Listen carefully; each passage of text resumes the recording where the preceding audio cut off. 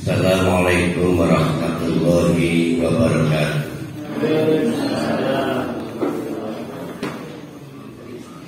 Raditu billahi rabba wa bil islami dina wa bi Muhammadin nabiyya wa rasula. Rabbi zidni ilma warzuqni fahma. Rabbi shrah li sadri wa yassir li amri wahlul 'uqdatam min lisani yafqahu qawli.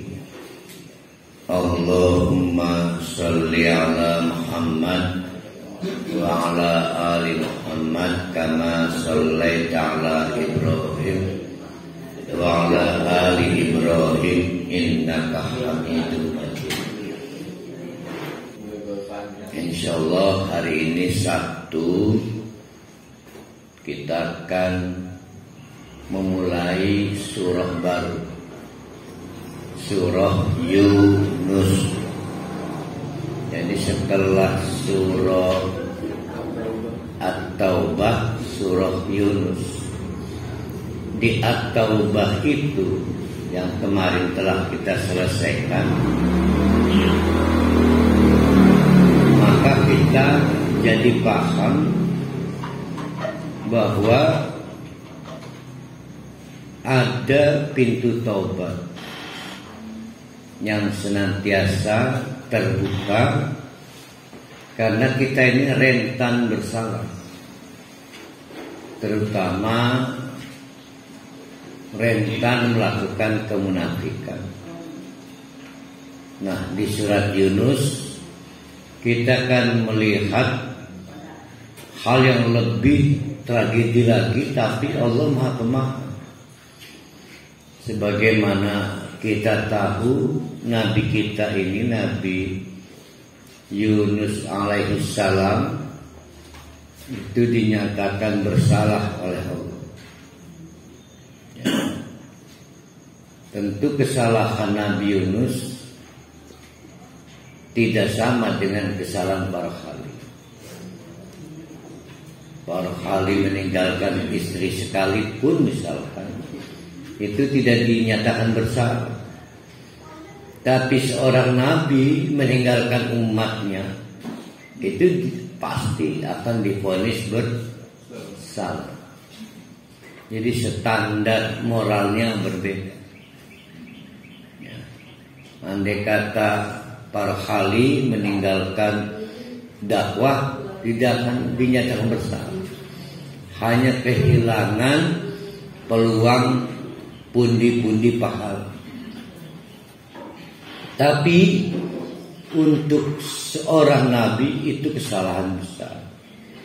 Nah, Nabi Yunus ini dalam kisah yang kita terima ada dalam situasi seperti itu. Mari kita coba mengantarkan surat Yunus ini untuk lebih masuk. Kita bayangkan dulu Nabi kita ini, Nabi Yunus. Jadi seperti nabi-nabi lainnya, Nabi Yunus ini korban framing.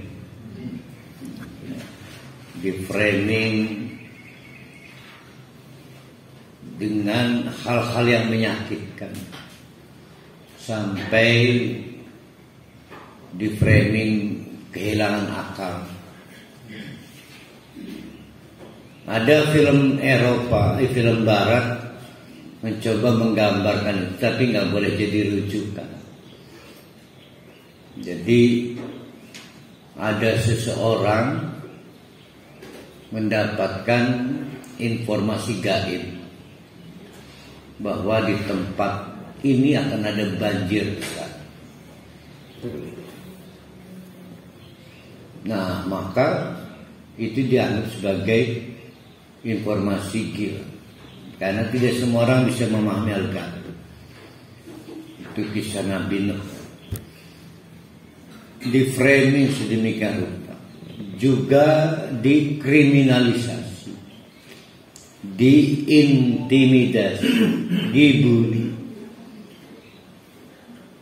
Kira-kira Kalau saya habis pasea dengan parohali, adu mulut cekcok, di mana parohali dengan sumpah serapah bicara yang enggak ke saya masih enak enggak ngomong dengan parohali setelah itu? Enggak enak. Tapi enak enggak enak, Nabi mah harus tetap merasa enak. Karena tugas dia adalah speaker, juru bicara, dan harus terus berbicara, memanggil kaumnya dengan ya qaumi. Padahal gondok yang diajak ngomong adalah orang yang mungkin sering memfitnah, yang diajak ngomong mungkin orang yang sering mencaci maki, yang diajak ngomong adalah orang yang sering mengancam. Nah, pada posisi itulah Nabi Yunus akhirnya menunjukkan kekesalan, tanda petik kemarahan. Tanda petik kemarahan. Maka kita akan meminjam surat Al-Anbiya. Saya lupa ayatnya 87.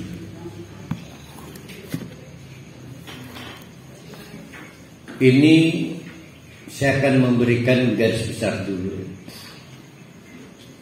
Nabi itu, Nabi Muhammad SAW, itu Nabi yang hampir nggak pernah ngomentari doa Nabi lain. Nggak pernah. Nabi Muhammad itu sangat confident. Yang diajarkan tentang doa-doa dari dirinya itu cukup untuk umat. Tapi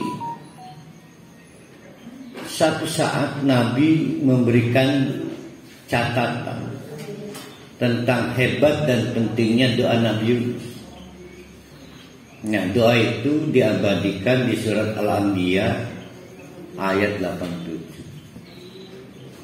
Jadi hal yang jarang lah dilakukan oleh Nabi Muhammad. Sehingga untuk kali ini Nabi Muhammad mengomentari ini doa ini.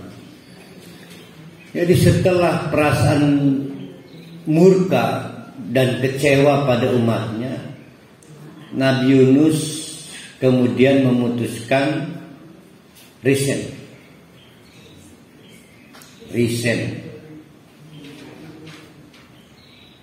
Berhenti dari kegiatan dakwah. Dia tinggalkan umatnya mughadiyan, dalam keadaan kedua belah pihak saling menyimpan kemarahan. Umatnya marah ke Nabi Yunus, Nabi Yunusnya juga marah. Tapi marahnya Nabi Yunus tanda petik, marah pada umatnya. Situasi sebetulnya sudah tidak saling menguntungkan untuk kegiatan dakwah, dan itu disadari oleh Nabi Yunus. Larap ngomong apa mahlus makanya niki. Maka umatnya ditinggal, dan itu adalah kesalahan besar. Ya, kesalahan besar. Maka dikomentari oleh Allah. Nah, ini ayatnya. Wajannuni, dan perhatikanlah sang pemilik ikan paus, maksudnya Nabi Yunus. Idzahaba, yaitu ketika, ingat-ingat, yaitu ketika zahaba Nabi Yunus pergi meninggalkan umatnya, mughadiyan, dalam keadaan marah, kecewa karena framing yang tidak berkesudahan dilakukan umatnya. Fadunna allan naqdir alaihi, dia pikir, Nabi Yunus berpikir nggak akan dipersoalkan itu, meninggalkan kabur umatnya.